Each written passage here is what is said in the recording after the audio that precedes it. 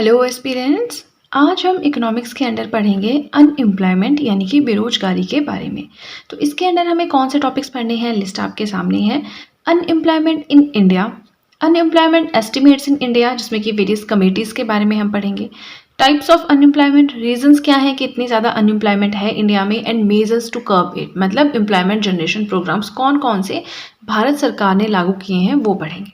ठीक है, तो ये सब एक वीडियो में तो कवर नहीं हो सकता, इसलिए फर्स्ट 2 पॉइंट्स हम आज कवर करेंगे, बाकी का हम रेस्ट के वीडियोस में कवर करेंगे। राइट, तो बस आपसे इतनी सी रिक्वेस्ट है कि वीडियो के साथ में नोट्स बनाते रहें, आपके लिए काफ़ी ज़्यादा इंपॉर्टेंट वो प्रूव होंगे। फाइन, हम पढ़ रहे हैं बेरोजगारी क्या होती है, अनएम्प्लॉयमेंट क्या होती है, तो थोड़ी सी डेफिनेशन इसकी देख लेते हैं कि क्या होती है। When a person is actively searching for work but is unable to find it, जब कोई इंसान जॉब के लिए, नौकरी के लिए, कुछ काम के लिए सर्च कर रहा है लेकिन वो उसे ढूंढ नहीं पा रहा है, उसे नौकरी मिल नहीं रही है, तो उस सिचुएशन को, उस कंडीशन को हम कहते हैं unemployment. Right, now major economic criteria, because it shows the capability of healthy educated nation. अब जो अनएम्प्लॉयमेंट है, जो बेरोजगारी है, ये एक मेजर इकोनॉमिक क्राइटेरिया है जिसके बेस पे हम ये डिफाइन कर सकते हैं कि कोई भी देश, कोई भी इकोनॉमी, कोई भी नेशन कितना स्ट्रॉन्ग और कितना हेल्दी है। It defines a Nations economic health, आर्थिक स्तर पर क्या कंडीशन है किसी देश की, वो ये बताता है। कैसे? अगर किसी देश में बेरोजगारी बहुत ज़्यादा है, मतलब इकोनॉमी डाउन है, जॉब्स नहीं है ना, लेकिन अगर किसी देश में बहुत अच्छे लोग जो हैं अच्छा कमा रहे हैं, अच्छी इनकम है, अच्छा सब कुछ चल रहा है, मतलब एक स्टेबल इकोनॉमी है। ठीक है, तो इकोनॉमिक की हेल्थ, हमारे इकोनॉमिक लेवल पे क्या स्टेटस है, उसका भी हमें पता चलता है अनएम्प्लॉयमेंट रेट से। नाउ वही चीज़ यहाँ पे लिखी हुई है दैट अगर हायर एम्प्लॉयमेंट रेट है, अगर जॉब्स ज़्यादा है, मीन्स लेसर इकोनॉमिक ग्रोथ और प्रोडक्टिविटी। जॉब्स ज़्यादा है, यहाँ पे अनएम्प्लॉयमेंट आएगा। Let me correct this.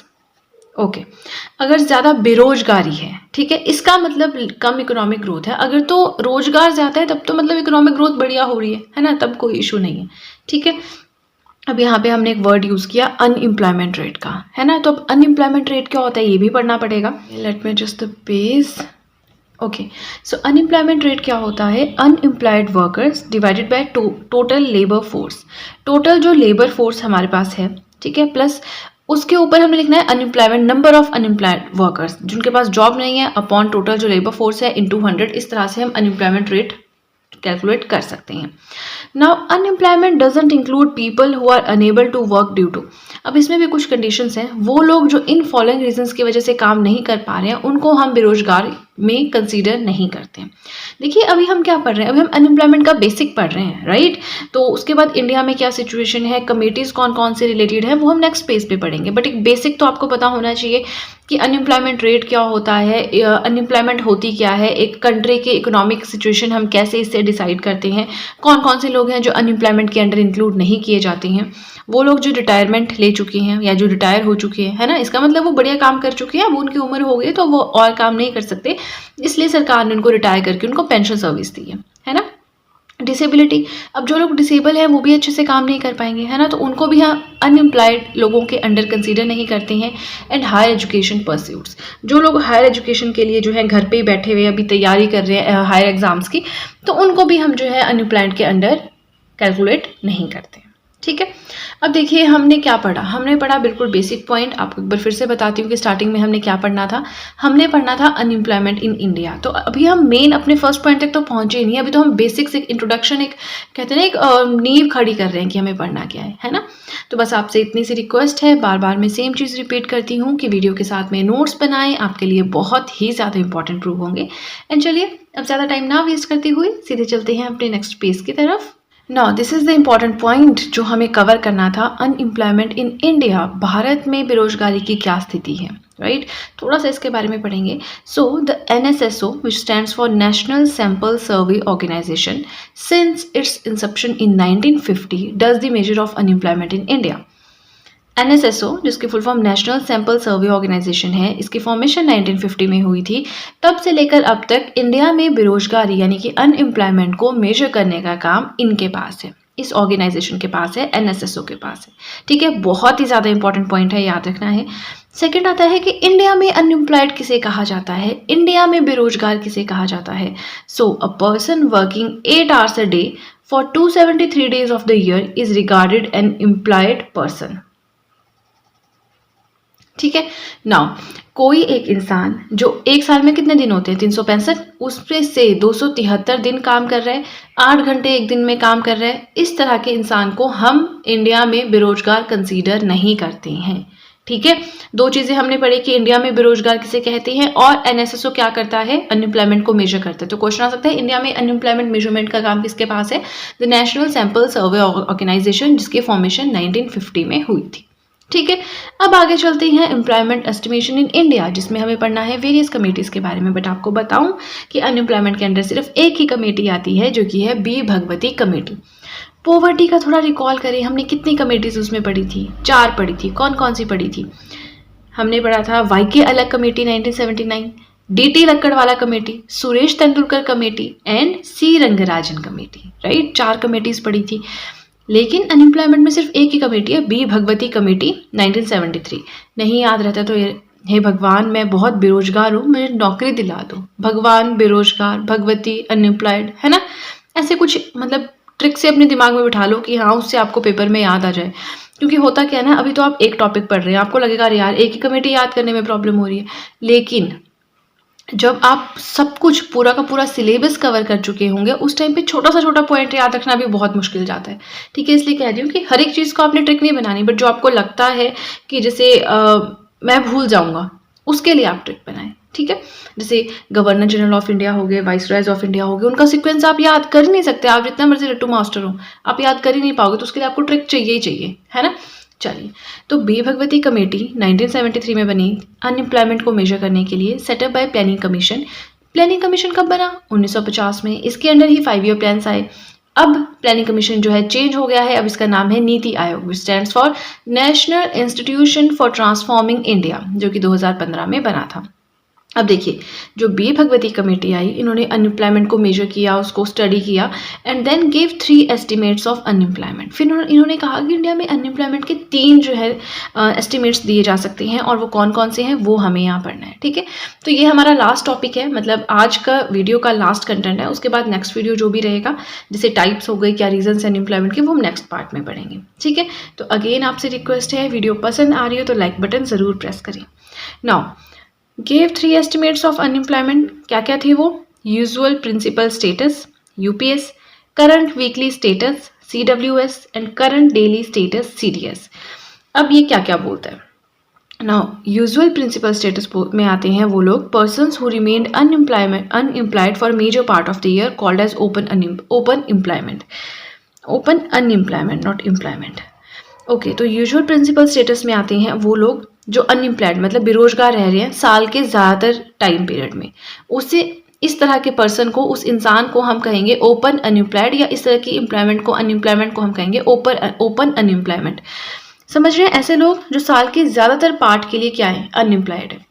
Now current weekly status में क्या आता है, persons who didn't find even an hour of work during a survey week.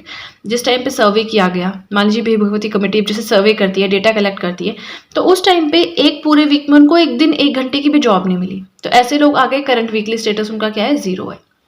फिर आता है current daily status CDS, during the survey week didn't find work for some days. जिस time पे survey चल रहा था, कुछ दिनों की नौकरी नहीं मिली, 1 आध दिन की नौकरी मिली, वो आ गए करंट डेली स्टेटस में। अब देखिए, ये चीज़ ना मैं आपको बताऊं इतनी ज़्यादा ज़रूरी नहीं है। बी भगवती कमेटी 1973 में आई, प्लानिंग कमीशन ने इसको सेटअप किया, जो कि अब नीति आयोग है, ये इंपॉर्टेंट है, प्लस ओपन अनएम्प्लॉयमेंट क्या होती है वो इंपॉर्टेंट है। इस चीज़ को आप स्किप भी कर सकते हैं अगर आप किसी हायर लेवल एग्जाम के लिए प्रिपेयर नहीं कर रहे हैं।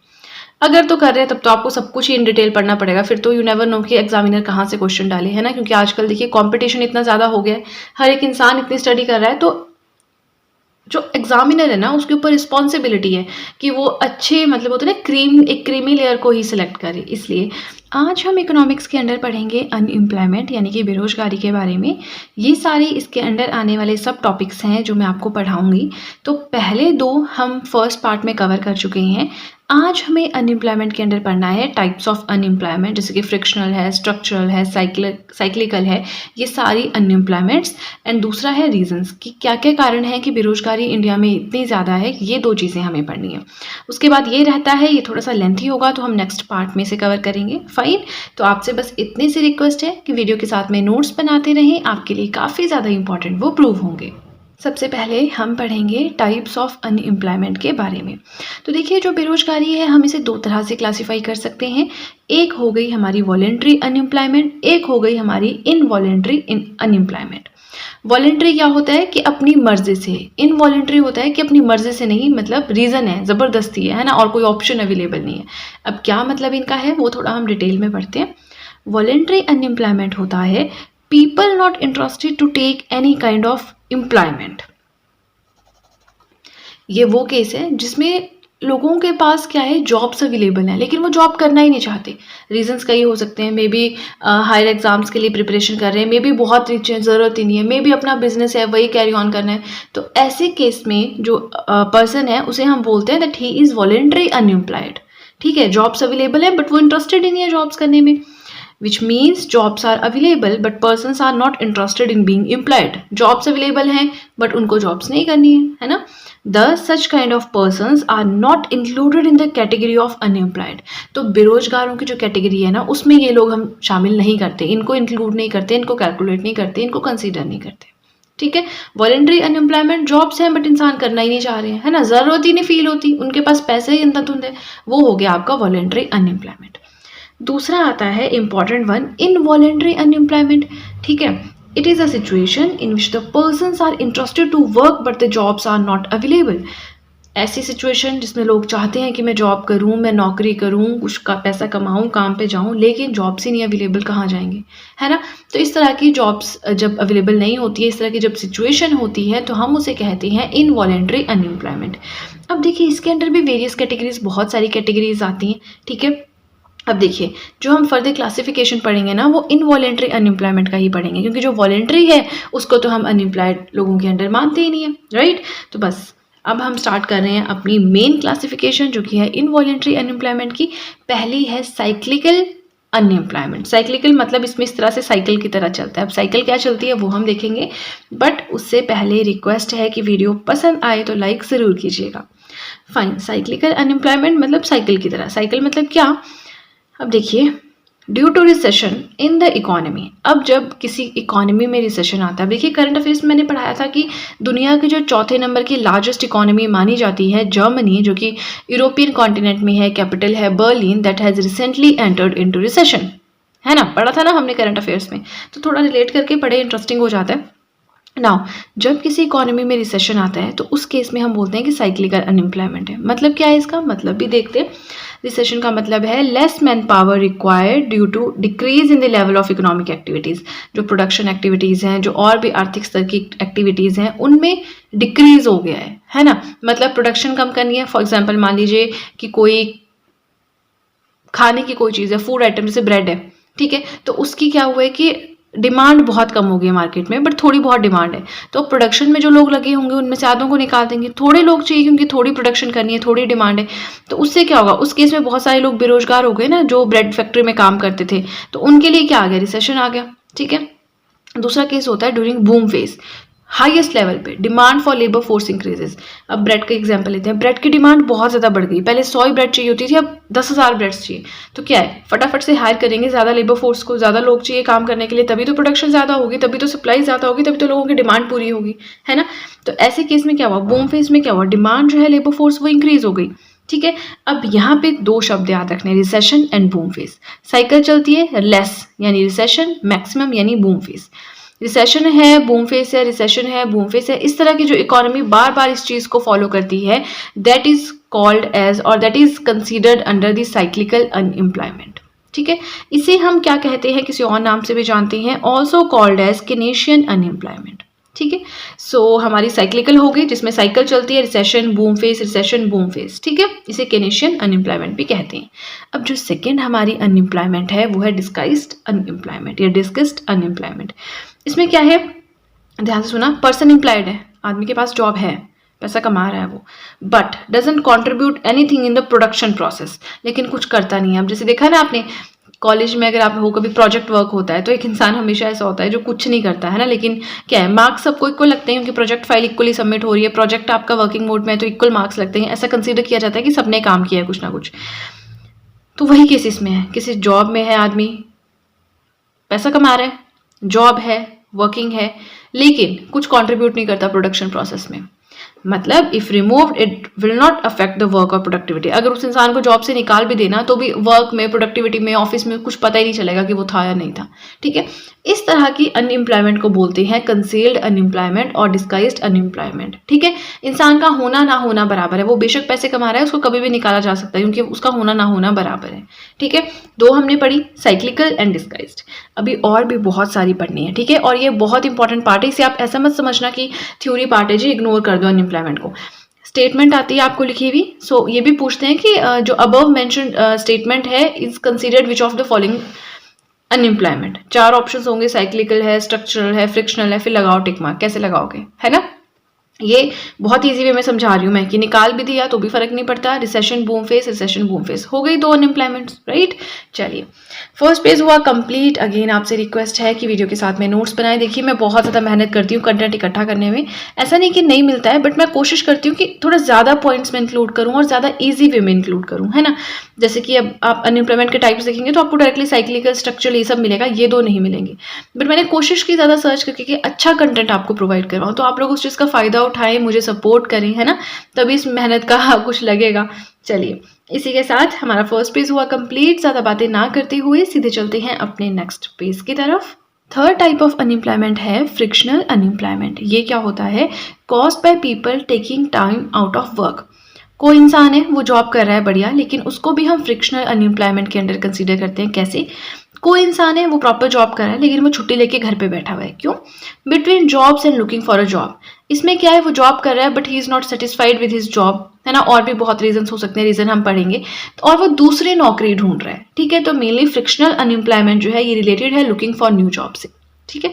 अब कॉज क्या है कि जिस इंडस्ट्री में वो इंसान काम कर रहा है वो इंडस्ट्री डिक्लाइन हो रही है, वहाँ पे जॉब्स नहीं रह रही हैं, और एक और इंडस्ट्री है, कोई और इंडस्ट्री है, जैसे कि सर्विसेज सेक्टर है हमारी कंट्री में, वो ग्रो कर रहा है, तो इंसान उस सेक्टर में जॉब ढूंढेगा कि जो ग्रो कर रहा है, जहाँ पे सैलरी भी ज़्यादा हो, है ना। डिक्लाइनिंग इंडस्ट्री में वो क्यों रहेगा, तो यही कॉज है फ्रिक्शनल अनएम्प्लॉयमेंट का, decline of one industry and rise of other. So इंसान जो डिक्लाइन वाली इंडस्ट्री में काम कर रहा है वो सोचता है कि मैं दूसरी इंडस्ट्री में ट्राई करूँ, है ना, छुट्टी लेके थोड़ा जॉब वगैरह ढूंढता है, तो वो हो गई आपकी frictional unemployment. And it is the short term in nature, थोड़े से टाइम के लिए होती है, क्योंकि दूसरी जगह तो जॉब मिल ही जानी है, जब इतना बूम कर रहा है सेक्टर, जॉब्स वहाँ पे अवेलेबल है तो वो तो मिल ही जानी है ना। तो frictional unemployment between jobs and looking for a job, ये याद रखना, स्टोरी आपके दिमाग में खुद ब खुद आ जाएगी अगर आप ध्यान से मेरी वीडियो सुनेंगे, ठीक है। नेक्स्ट आता है सीजनल अनएम्प्लॉयमेंट। सीजनल मतलब सीजन के बेस पे जिसके पास जॉब है, और सीजन के बेस अगर सीजन चला गया तो जॉब्स भी गई, है ना। नाउ क्या मतलब है इसका, थोड़ा सा बुकिश लैंग्वेज में देखते हैं। Now due to change in demand based on seasonal variations, होता है ना कि गर्मियों में आम का सीजन आता है, सर्दियों में सेब का सीजन आता है, कोल्ड स्टोर वाला कंसेप्ट हटा के, है ना। तो वही चीज़ है कि generally occurs in agro based industries, ये तो मैंने एग्जांपल दिया, बट जो एग्रीकल्चरल बेस्ड इकोनॉमीज होती हैं, एग्रीकल्चरल बेस्ड इंडस्ट्रीज होती हैं, वहाँ पे ही देखने को मिलता है। खेती बाड़ी है, अब किसी चीज़ का सीजन है, अब जैसे कोई भी आप एग्जाम्पल ले लें तो कुछ एक्टिविटीज़ है वो पर्टिकुलर सीजन में ही होती हैं, है ना, उसके बाद सीजन ऑफ हो जाता है तो खेतों में काम ही नहीं रहता, तो उस केस में फिर किसान क्या करेगा। चलो किसान की तो अलग चीज़ है, वो तो कुछ ना कुछ करता है, बट जो एग्रीकल्चर सेक्टर में जॉब करते हैं वो क्या करेंगे, है ना। तो सीजनल बेस्ड अनएम्प्लॉयमेंट मतलब जो सीजन के हिसाब से चलती हैं। थर्ड हमारी आती है स्ट्रक्चरल अनएम्प्लॉयमेंट, ठीक है। स्ट्रक्चरल के अंडर भी एक और अनएम्प्लॉयमेंट आती है जो कि है टेक्नोलॉजिकल अनएम्प्लॉयमेंट। अब कई जगह इसको अलग से डिफाइन किया हुआ है, बट मुझे लगता है कि ये इसी का पार्ट एक तरह से हो सकती है ना। और जहाँ से मैंने पढ़ा वहाँ इसका ही पार्ट डिस्क्राइब किया है, तो मुझे सही लगा, मैंने इसके अंदर लिखा है। आपको अलग लगे तो मैंने यहाँ हाईलाइट कर दिया, आप अलग से लिख लें, कोई दिक्कत नहीं है, क्योंकि एग्जामिनर तो आपको नहीं बोलेगा थ्योरी लिखो, वो तो आपको स्टेटमेंट देगा, बोलेगा बताओ भाई कौन सी है अनएम्प्लॉयमेंट, है ना। सो स्ट्रक्चरल अनएम्प्लॉयमेंट क्या होती है? It refers to mismatch of job vacancies with the supply of labour available. जिस तरह के लोग अवेलेबल हैं उस तरह की जॉब्स अवेलेबल नहीं है, या जिस तरह की जॉब्स या जिस तरह के लोग चाहिए उस तरह के लोग हैं ही नहीं, है ना। ये क्यों होता है? Due to the shift in the structure of economy. जैसे मान लीजिए पहले एग्रीकल्चर बेस्ड इकोनॉमी थी, तो हमें खेती बाड़ी वाले लोग चाहिए थे जिनको फिजिकल टास्क अच्छे से आता हो, पता हो कि फर्टिलाइजर्स कैसे यूज़ करते हैं, है ना, खुदाई कैसे करते हैं, सब कुछ। फिर क्या हुआ? शिफ्ट हुआ, सर्विसेज इकोनॉमी आ गई। अब हमें चाहिए ऐसे जिनके कम्युनिकेशन अच्छी हो, जो लोगों से बात कर सके, प्रॉपर सर्विसेज प्रोवाइड करवा सके, पोलाइटली लोगों को अपने कहते हैं ना अपने फेवर में ले सके, इस तरह के लोग। तो ये क्या हुआ? Shift in the structure of economy. ऐसे केस में जो अनएम्प्लॉयमेंट क्रिएट होती है उसे बोलते हैं हम स्ट्रक्चरल अनएम्प्लॉयमेंट। जैसे अब जो किसान थे वो बेरोजगार हो गए, जो मैंने एग्जाम्पल दिया उसमें, है ना। Now difference between what economy needs and what workers offer. Workers को जो आता है और इकोनॉमी को जो चाहिए उसके बीच में डिफरेंस आ रहा है। Mismatch of job vacancy, structural unemployment हो गई। नाउ टेक्नोलॉजिकल अनएम्प्लॉयमेंट भी थोड़ा थोड़ा ऐसा ही है, ध्यान से देखते क्या है। एग्जाम्पल के थ्रू मैं आपको समझाऊंगी। जब टेक्नोलॉजी में चेंज होता है, कोई नई इनोवेशन आती है, तो उससे जो अनएम्प्लॉयमेंट क्रिएट होती है उसे कहते हैं टेक्नोलॉजिकल अनएम्प्लॉयमेंट। मतलब क्या? देखिए, पुराने लोग हैं, किसी कंपनी में काम कर रहे हैं, पेपर वर्क करते हैं, बढ़िया से कागज़ पेन लेके काम करते हैं। नाउ कंप्यूटर आए, है ना, स्मार्टफोन्स आए, न्यू टेक्नोलॉजी आई, ईमेल सर्विस आ गई जी, पीडीएफ बना दो जी, पीपीटीज बना दो जी। तो बूढ़े लोग कैसे कर पाएंगे ना, उनको डिफिकल्टी होती है। तो इस केस में क्या होता है, जो हेड होता है वो चाहता है कि यार ऐसे लोगों को हायर करो जिनको पता हो पीपीटी क्या है, पीडीएफ क्या है, मेल क्या है, एक्सेल क्या है, ये चीज़ें पता हो, है ना, ताकि वो अच्छे से काम कर सकें। तो इस केस में इन लोगों को निकाला जाएगा, नए लोगों को हायर किया जाएगा। तो यहाँ पे जो बेरोजगारी क्रिएट हुई, that is known as the technological unemployment.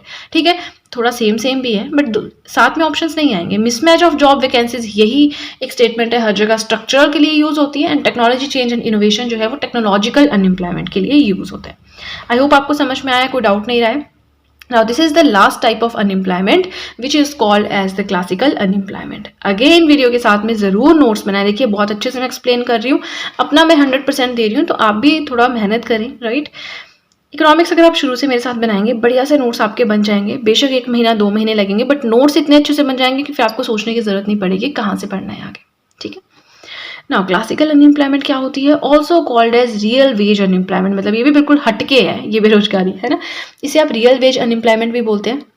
होता क्या है इसके अंदर? It occurs when real wages और the cost of employing a worker is too high. कोई कंपनी है, जॉब्स हैं उसके पास बहुत सारी, लेकिन सैलरी थोड़ी कम है।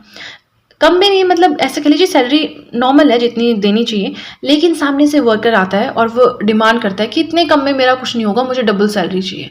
अब कंपनी कैसे अफोर्ड करेगी डबल सैलरी? नहीं कर सकती अफोर्ड, तो वो लोगों को जाने देती है।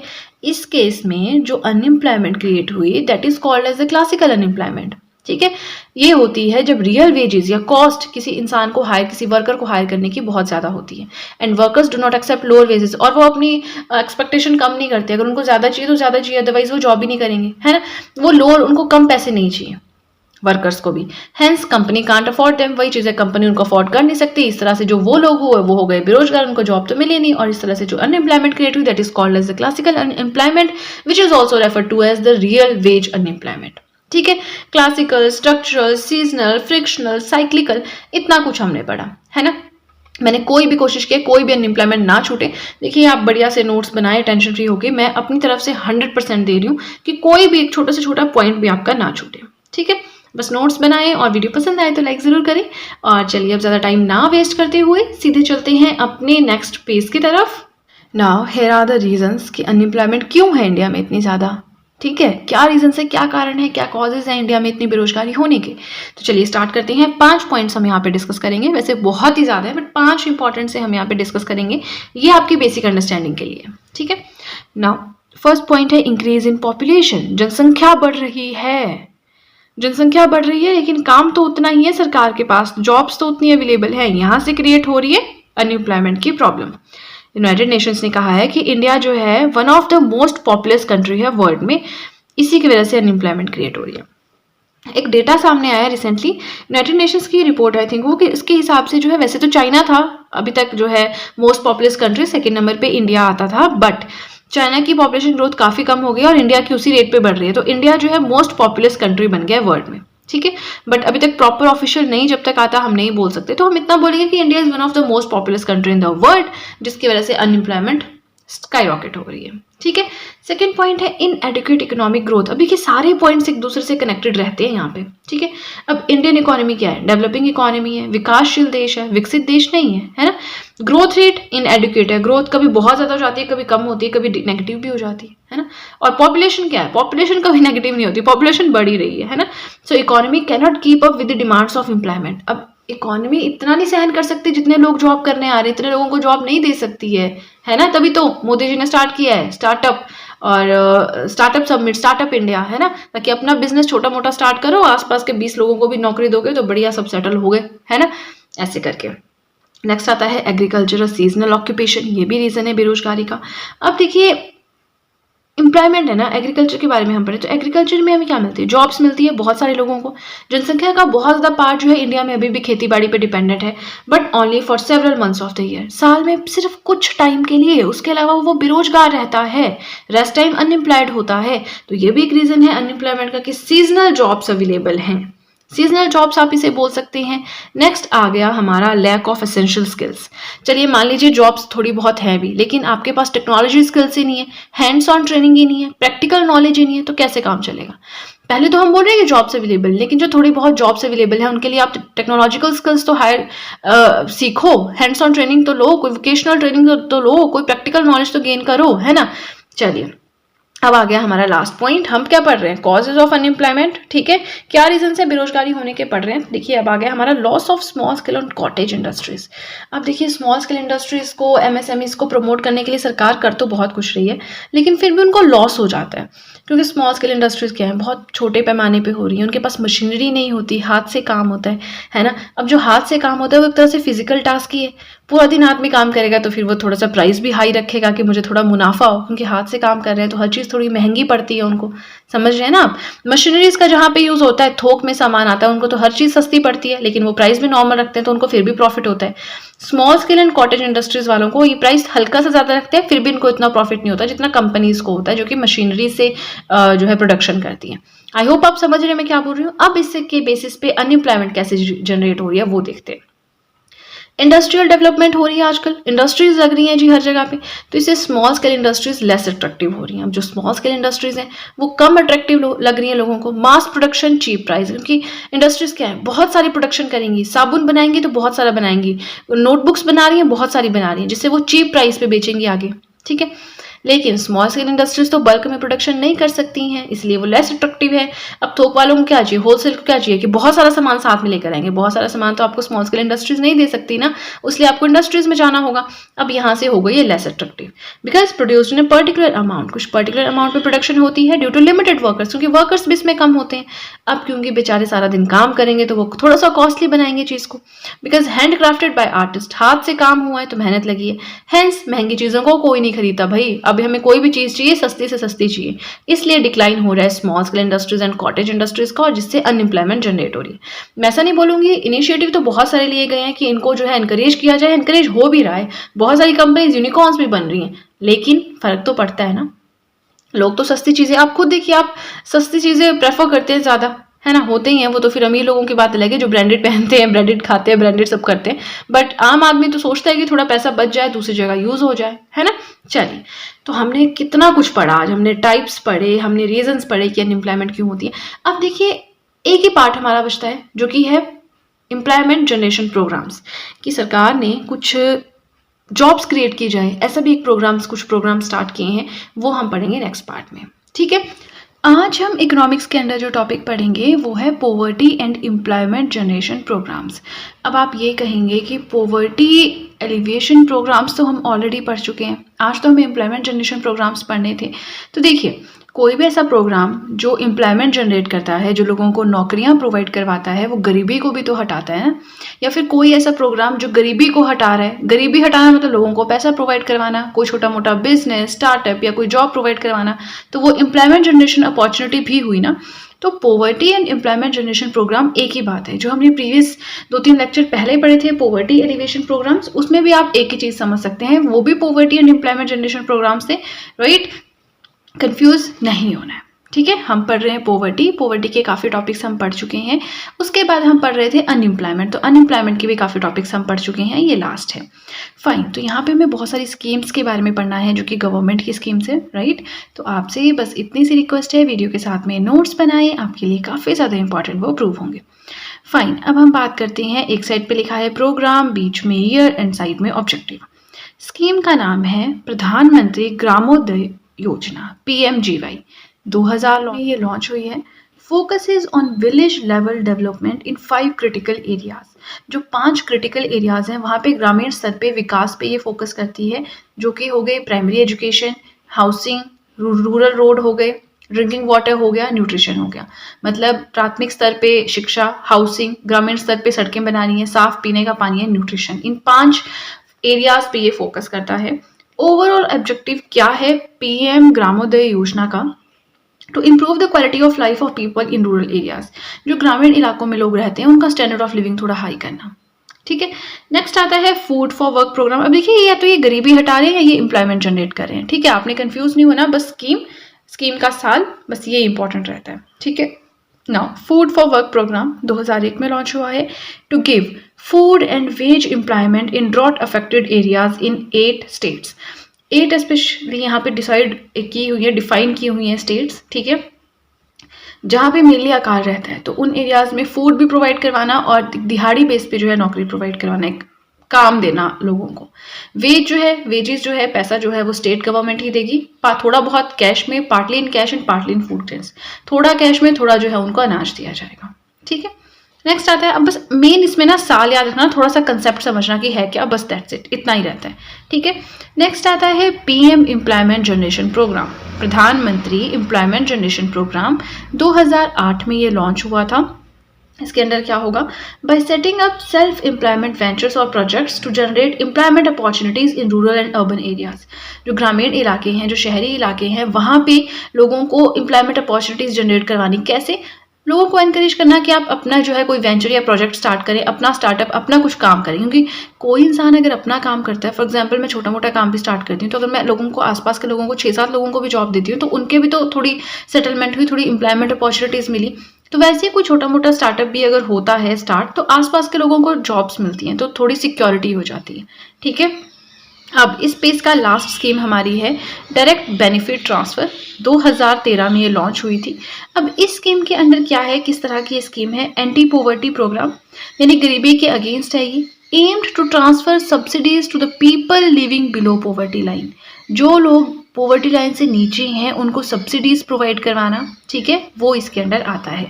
तो याद रखना है, direct benefit transfer 2013, PM employment generation program 2008, food for work 2001 and Pradhan Mantri Gramodaya योजना 2000।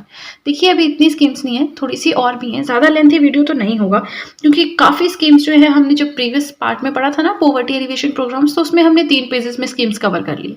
जो थोड़ी सी रह गई हैं वो हम आज कवर करेंगे। ठीक है, उसके बाद हम एक और टॉपिक पढ़ेंगे कि एजुकेशन रिलेटेड क्या प्रोग्राम्स है, हेल्थ रिलेटेड क्या प्रोग्राम्स है, वुमेन एम्पावरमेंट से रिलेटेड क्या प्रोग्राम्स हैं, वो सब कुछ। ठीक है, आपसे बस इतनी सी रिक्वेस्ट है, वीडियो के साथ में नोट्स बनाएं। देखिए, आपको हर जगह पे इकोनॉमिक्स पढ़ाई भी मिल जाएगी, आपको बुक्स भी मिल जाएंगी, बट एक सिंक्रोनाइज्ड वे में और इंपॉर्टेंट पॉइंट्स के फॉर्म में मुझे नहीं लगता आपको कहीं भी मिलेगी। आप रमेश सिंह की बुक खरीदें, नो डाउट बहुत ही अच्छी बुक है, बट बहुत बल्कि बुक है और मुश्किल रहता है उससे पढ़ना। संजीव वर्मा लेंगे तो उसमें इंपॉर्टेंट टॉपिक्स ऐसा सच नहीं है, बस बेसिक्स जो है अंडरस्टैंडिंग ये डिफाइन की हुई है ना। तो आप बस, आपके लिए मैं देखिए कोशिश करती हूँ कि आपको बेस्ट कंटेंट प्रोवाइड करवाऊँ, तो आप लोग भी थोड़ा मुझे सपोर्ट करें। फाइन, चलिए ज़्यादा बातें ना करते हुए अब सीधे चलते हैं अपने नेक्स्ट पेज की तरफ। नेक्स्ट स्कीम जिसके बारे में हमें पढ़ना है वो है भारत निर्माण योजना। भारत निर्माण योजना 16 दिसंबर 2005 में लॉन्च की गई थी। It aims at developing rural infrastructure. ग्रामीण स्तर पे जो इंफ्रास्ट्रक्चर है उसको डेवलप करना इसका काम है। प्लस मेजर सेक्टर्स इसके अंदर जिसमें डेवलपमेंट होगी वो है roads, housing, electrification and water supply. ठीक है, सेकेंड आता है Jawaharlal Nehru national urban renewable mission, JNURM, 2005 में लॉन्च किया गया है। Massive city modernisation scheme. तो अर्बन रिन्यूएबल है ना, तो अर्बन मतलब शहरी, तो जो सिटीज है उनको मॉडर्नाइजेशन, उनमें मॉडर्नाइजेशन लाना जो है, ये स्कीम का मोटिव है। ये आता है under ministry of urban development and inaugurated by the then PM Manmohan Singh. उस टाइम जो प्राइम मिनिस्टर थे मनमोहन सिंह, उनके द्वारा ये इनॉग्रेट की गई, उसका उद्घाटन किया गया था। ठीक है, मेनली साल इंपॉर्टेंट होता है और एग्जामिनर्स नहीं पूछते हैं ज़्यादा। ठीक है, हाँ आप यूपीएससी के लिए प्रिपेयर कर रहे हैं तब थोड़ा पूछते हैं, वो भी जो करंट में स्कीम्स है उनके बारे में ज़्यादा पूछते हैं, है ना।